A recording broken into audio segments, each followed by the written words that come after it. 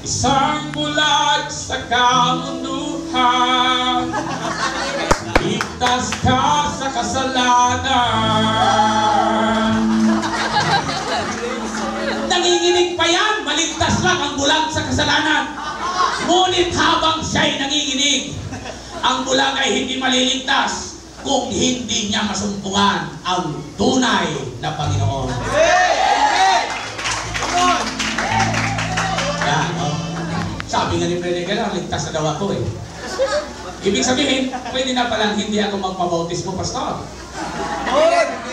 Oh, kasi sabi ni Freddy Aguilar, isang bulag sa kamunduhan,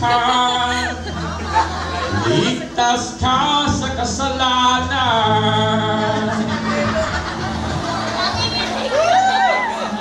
Kahilig pala kayo niyan, ha? Ayan. Pero hindi. Hanggat hindi ka nababautismohan sa pangalan ni Jesus, wala kang kaligtasan, kapatid. Okay, ang awitin kong ito ay kayo'y makasalanan. Ang lahat ay magsabi, kayo'y makasalanan!